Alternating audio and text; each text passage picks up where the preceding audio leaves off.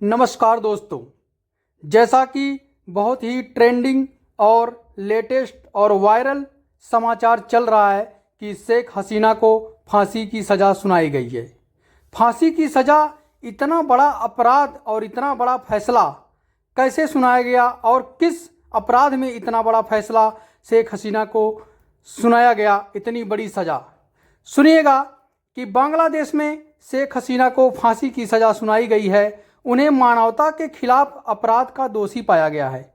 बांग्लादेश के अंतर्राष्ट्रीय अपराध न्यायाधिकरण में सुनवाई के दौरान उन्हें दोषी पाया गया। बांग्लादेश में उन्हें मानवता के खिलाफ अपराध दोषी पाया गया। ठीक है दोस्तों, तो जो ये बांग्लादेश की पूर्व प्रधानमंत्री जो देश छोड़ने के बाद से ही भारत में मौजूद हैं, इस समय वो भारत में हैं। इससे पहले अदालत ने उन्हें भगोड़ा घोषित किया था। यह मुकदमा पिछले साल छात्र नेतृत्व वाले आंदोलन के दौरान मानवता के खिलाफ कथित अपराधों के लिए है। वहीं बांग्लादेश के विशेष न्यायाधिकरण ने मानवता के विरुद्ध अपराध के लिए पूर्व गृह मंत्री असदुज्जमान खान कमाल को मौत की सज़ा सुनाई। सज़ा के सुनवाई के दौरान बांग्लादेश में बड़े पैमाने पर हिंसा भड़की और ये हिंसा अभी इतनी भड़क चुकी है कि यूनुस सरकार जो है अलर्ट पर है। उन्होंने चारों तरफ अलर्ट का ऐलान कर रखा है। बता दें दोस्तों, जुलाई 2024 में आर्थिक तंगी, भ्रष्टाचार और रोजगार संकट से उपजे छात्रों के नेतृत्व वाले विद्रोह के कारण शेख हसीना की सरकार गिर गई थी। 5 अगस्त को वह भारत चली गईं और बांग्लादेश में यूनुस के नेतृत्व वाली अंतरिम सरकार ने सत्ता संभाली। बाद में संयुक्त राष्ट्र की एक रिपोर्ट के अनुमान लगाया कि विरोध प्रदर्शनों के दौरान लगभग 1400 लोग मारे गए। अनुमान है कि बांग्लादेश में फरवरी 2026 में नई सरकार के लिए चुनाव हो सकता है।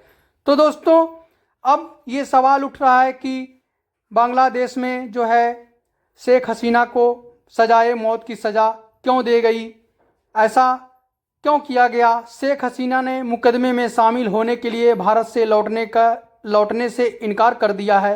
वो शेख हसीना जो हैं बांग्लादेश जाने से इनकार कर दी हैं, अभी वह भारत में हैं। साथ ही उन्होंने इन आरोपों का खंडन किया है कि उन्होंने भागने से पहले के हफ्तों में सुरक्षा बलों को प्रदर्शनकारी पर गोली चलाने का आदेश दिया था।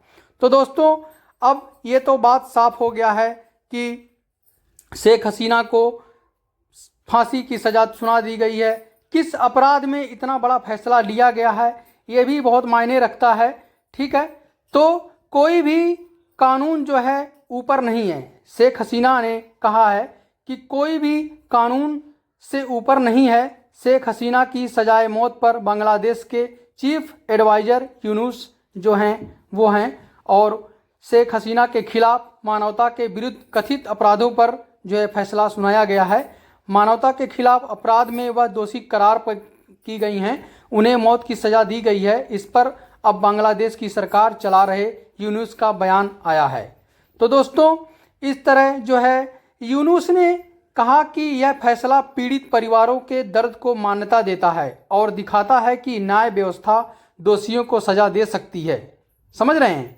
उन्होंने आगे कहा है कि दुनिया भर में जवाबदेही का दौर चल रहा है और बांग्लादेश भी उसी दिशा में बढ़ रहा है। उन्होंने जोर दे के कहा है कि आगे का रास्ता सिर्फ कानूनी कार्रवाई तक सीमित नहीं है, बल्कि जनता और संस्थानों के बीच भरोसा फिर से बनाना भी जरूरी है। बांग्लादेश के राजनीति के सबसे विस्फोटक मुकदमे में से एक अंत आज उस फैसले के साथ हुआ जिसने पूरे देश को हिला दिया है। इंटरनेशनल क्राइम ट्राइब्यूनल 1 ने पूर्व प्रधानमंत्री शेख हसीना को जुलाई अगस्त 2024 के आंदोलन के दौरान व्यापक हिंसा, हत्याओं, दमनात्मक कार्रवाइयों के लिए मानवता विरोधी अपराधों में दोषी ठहराते हुए मौत की सज़ा सुनाई है। 3 सदस्यीय पीठ ने 400 पन्नों के फैसले में हसीना को हत्याओं की मास्टरमाइंड बताया है और कहा है कि उन्होंने केवल दमन का आदेश दिया है, बल्कि उन्हें रोकने के लिए कोई कदम भी उन्होंने कोई कदम नहीं उठाया। तो दोस्तों, बांग्लादेश हिम्मत और विनम्रता के साथ आगे बढ़े। ऐसा यूनुस सरकार ने बोला है कि बांग्लादेश को हिम्मत और विनम्रता के साथ आगे बढ़ना चाहिए, उन्हें दंगे फसाद नहीं करना चाहिए और यह फैसला पीड़ित परिवारों के लिए दर्द को मान्यता देता है और दिखाता है कि न्याय व्यवस्था दोषियों को सज़ा दे सकती है। तो शेख हसीना को इस तरह बांग्लादेश में सजाए मौत की सज़ा दी गई है। अब बांग्लादेश के विदेश मंत्रालय ने कहा है कि इन दोनों लोगों को किसी भी दूसरे देश की शरण देना बेहद गलत है। दूसरे देश के लोग इनको शरण न दें तो अच्छा रहेगा, न्याय का अपमान माना जाएगा अगर दूसरे देश के लोग इनको शरण देते हैं तो। ऐसे में बांग्लादेश की ओर से मांग की गई कि शेख हसीना और जो उनके सज्जदुज्जमान खान कमाल को तुरंत बांग्लादेश अधिकारियों के हवाले कर दिया जाए, क्योंकि शेख हसीना इस समय भारत में हैं। दोनों देशों के बीच मौजूद प्रत्यर्पण संधि के मुताबिक भारत से ये मांग की गई है। हालांकि भारतीय विदेश मंत्रालय ने इस पर कोई जवाब नहीं दिया है। तो आगे जुड़े रहिए दोस्तों, शेख हसीना पर ऐसे ही बहुत सारे जो हैं कार्रवाई चलती रहेगी और आपको अगला जानकारी दिया जाएगा। धन्यवाद।